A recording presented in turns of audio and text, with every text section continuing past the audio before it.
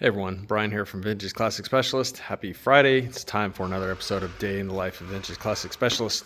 If you're new here, this is our daily update that we do of what happened today in our restoration slash repair shop here, VW shop. So why don't we talk about this orange guy first? So those of you that follow the channel know this car's been in the shop a couple times. One time we did a front suspension and wheels and tires and some other things. Another time, I think we might have done, I don't know, a tune-up or something. I don't know. Anyway, I was back this time because it had his brake pedal would go to the floor, and if he pumped it up, it would come up. And I said, no, don't drive it. Come on in. Bring it in. So we had it towed in, and single circuit master cylinder was bad. It was leaking in an area that you can't see until you uninstall it. So anyway, long story short, replaced it. And the first replacement I got was a German one, and it was bad, like the same one we had from the Ghia a couple weeks ago.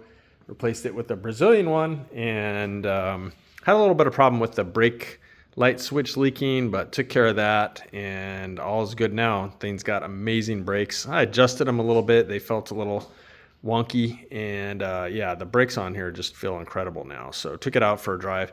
This car is super fun to drive, guys. I wish I could remember the exact specs of the motor. I think it's only like it's locked naturally. Hold on. Okay, there we go. I think it's like a 1776 or something, maybe an 1835. Definitely not a 2-liter, so somewhere around there. Anyway, this little thing rips. This is a pretty peppy little motor. Super fun to drive. Dual IDFs, don't know what size they are. Yeah, anyway, super fun to drive. I actually like driving this little car a lot. Anyway, so yeah, there it is. Let the owner know it's done. I got to send him his invoice. And so this one will probably be gone next time you see an episode, which by the way will be tomorrow. I'll be in my usual Saturday short trip over here to the shop, few hours. So should be an episode tomorrow, and this car may be gone. Don't know. Need to see when the owner is going to come pick it up. But yeah, that was kind of a pretty good chunk of my afternoon here was getting this thing. Got Santiago, our upholstery guy, to help me bleed the brakes. So thanks to him for being the brake pedal pumper. Anyway, let's talk about this guy a little bit. I got a few things done on this one as well, and nothing like super exciting, but it's all progress. So the front rotors and calipers and bearings and all that good stuff came in. And as you can see, I cleaned up and masked off the rotors and painted them. They just come raw, so we like to put some paint on them, needless to say. And also cleaned and painted the master cylinder, which is right there. So those things are pretty much ready to install. And I do need to also run a new hardline front to back. You can see I've got the hardline kit somewhere. There it is. So I need to install that hardline there, and then I'll make new front ones. I still need to make back ones, which are sitting right there. I made my template already. You can see there for those. So yeah, just keeping this puppy moving forward here. And yeah, I think those were kind of the main things I did on it today. I did run by Washburns and pick up a new bushing. If you're not familiar with these, use this for your shifter bushing and don't use the crappy nylon ones. I had a car that we finished a restoration on, and the nylon one from like Wolfsburg West or anywhere else, it failed in like a year, and the car was not even driven that much. So do yourself a favor, get one of these from Washburn's Metal. Don't buy a knockoff, buy the original one from those guys, and you'll never look back. This thing is amazing. Game changer, not exaggerating. This thing will never fail. If it does, I would be extremely surprised. Delrin is a bitchin' material. Stuff is super slippery and has very good wear properties. And unlike the nylon ones that pretty much just disintegrate, that ain't gonna happen to this thing. So yeah, do yourself a favor. If you're building a car or refreshing your shifting on your car, put one of these in. That sounded like a commercial, guys, but seriously, I swear by that thing. We put it in every car now that we do a restoration on, and cars that we do repairs on that come in for shifter issues, they get that. So let's see. Another thing that happened today that I can't really take credit for, other than ordering it, is that. That is the 2061cc bus motor for Big Blue over there. Woohoo! Big Blue's finally got its motor.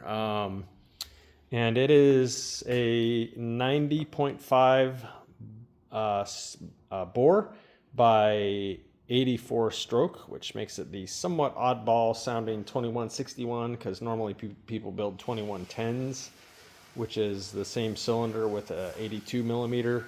But Brothers Machine Shop, who built this long block, recommended, hey, let's just put an 84 in it and get that much more torque. Again, it's a bus motor. Round port heads, you can kind of see the heads through there. They're opened up pretty good.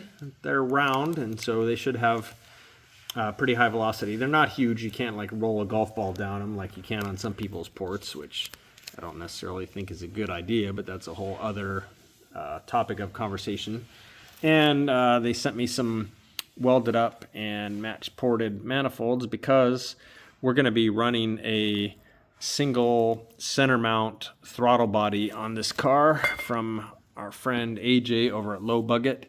So yeah, we're running these in castings, and then the center section and throttle body will be from AJ over there. So yeah, fuel injected, but not the fancy one with the dual ID F style. It's too much. And these guys, they don't want to show a car. They just want a car that runs and drives bitchin' and so on. So, and again, we might be putting air conditioner on here too, so we'll see. But anyway, yeah, so this showed up today, and I literally didn't do anything except order it from Brothers and then write a not insignificant check for this pup. So that's kind of exciting though, because now I need to start getting the tin work and stuff ready for this. I need to order an exhaust, and let's get this puppy together.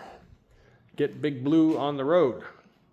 All right, so that's about it for me today. So our magician named Santiago, who is our upholstery guy, made these today. He started yesterday sewing the actual leather, and then today I think finished sewing the leather, the pattern on it, and then put them on the boards.